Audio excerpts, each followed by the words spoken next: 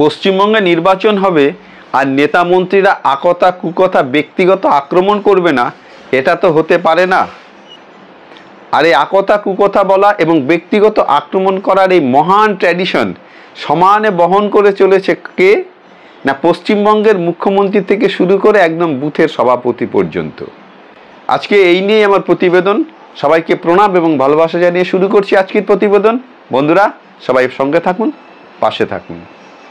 পশ্চিমবঙ্গের মুখ্যমন্ত্রী রেখা পাত্রকে সরাসরি তার দারিদ্র্য নিয়ে আক্রমণ করে বসলেন।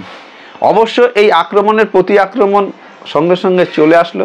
আক্রমণ করলেন কে না, প্রাক্তন বিচারপতি অভিজিৎ গঙ্গোপাধ্যায়, তমলুকের বিজেপির প্রার্থী।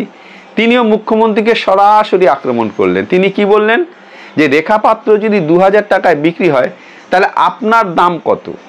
আপনি তো 8 লাখ 10 লাখ টাকায় চাকরি বিক্রি করেছেন। ব্যাস হয়ে গেল, একদম আগুনে গৃথাহুতি পড়ল।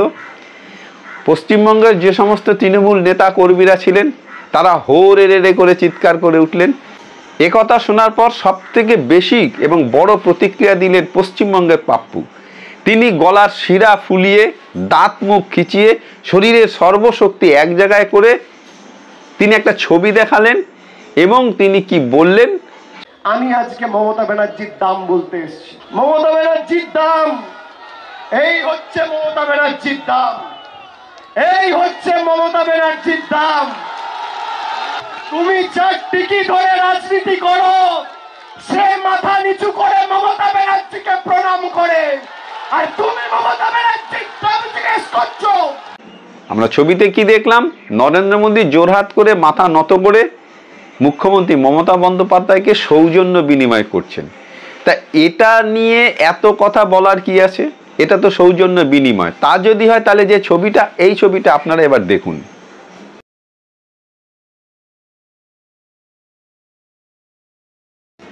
অর্বাচীনের রাজনীতি কখন কি বলতে হয় জানে না।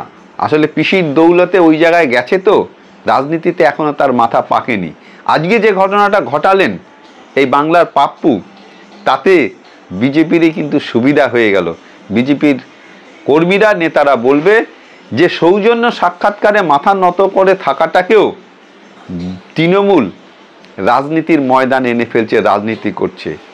মমতা বন্দ্যোপাধ্যায় এমনি সৌজন্যের ধার ধারে না, যে কোনো লোককে তুই তুকারি করে ভারতের প্রধানমন্ত্রীকে তুই তুকারি করেন। চাড্ডা নাড্ডা গাড্ডা বলেন, শালা থেকে আরম্ভ করে বা দিয়ে শব্দ ব্যবহার করেন।